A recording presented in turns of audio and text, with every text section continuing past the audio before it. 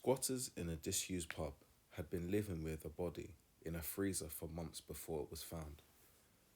The body of Roy Bigg, who went missing in February 2012, was found wrapped in cling film in a basement of the derelict Simpson's wine bar in Newham, London.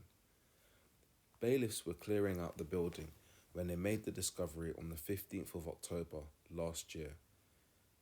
As many as 20 squatters were estimated to have been living in a disused building before they were evicted by enforcement officers at the instruction of the owners in late September. The squatters had been living at the site since at least April 2021, but could have been there for significantly longer. Enforcement officers at Ingram Associates were clearing out the building, which was full of rubbish and contained around 30 bicycles, when they tried to shift a large freezer at the basement. After struggling to move it, they opened the freezer up to find a body inside, wrapped in cling film, John Ingram said. It's like something out of a horror movie, he added. The contractors immediately alerted the police. Pictures shared with The Independent show the chest freezer and the body was found inside, in a dingy basement where it was located. They also show rooms full of upturned furniture, discarded rubbish and stacked alcohol kegs.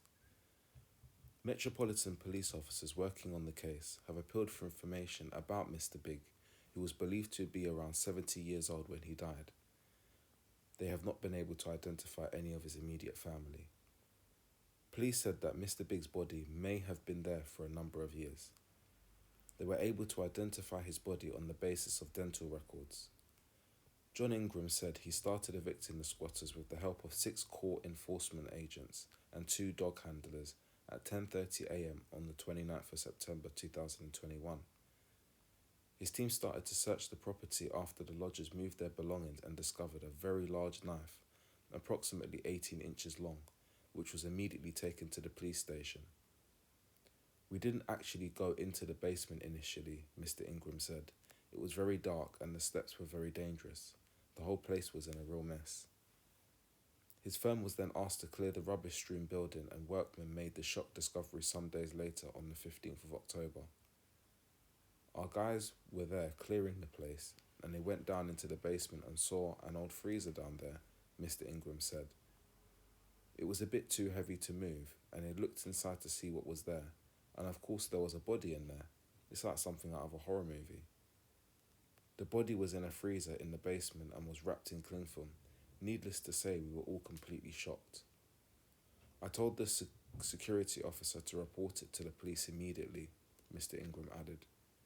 In the time between the squatters being evicted and the body being discovered, someone broke in through the building's skylight and moved furniture around as if searching for something, Mr. Ingram said. Muhammad Ali, a hotelier who works near the disused bar, said it had been run down for at least 10 years. Newham Council records showed that the owners of the bar had applied for planning permission to renovate the building 3 times since 2016, including submitting plans to build 5 apartments on the site and to restore the pub. However, the council refused permission each time. Mr. Ali said there has been a lot of squatters and lodgers residing in the property, at least 20 to 30 people, and it has been like that for years. He added, there have been issues with getting planning permission from Newham, and that's why it has been left so run down. I've been here for 10 years and it's always been like that. It was concerning when the body was discovered because the police closed the whole area for around a week, and this area is not getting any better. I'd say it's getting worse. They've regenerated Stratford, but it's stopped there. The area has actually deteriorated in the last 10 to 15 years. Neighbour Khodeja Zora said that when the body was found, police spoke to local residents and asked if they had heard or seen anything suspicious happening at the rundown pub. Police cordons were up for around 2 weeks, she said. I've lived here for 1.5 years. We thought it was a safe area because the police station is just next door, but now we've heard about this happening, we are not so sure. Detective Chief Inspector Kelly Allen of the Met Police's Specialist Crime Command said, we believe that Roy's body may have been in the freezer for a number of years. Speaking to people who knew him will help us establish not only his lifestyle and habits, but also when he was last seen. If you knew Roy, please do get in touch with us.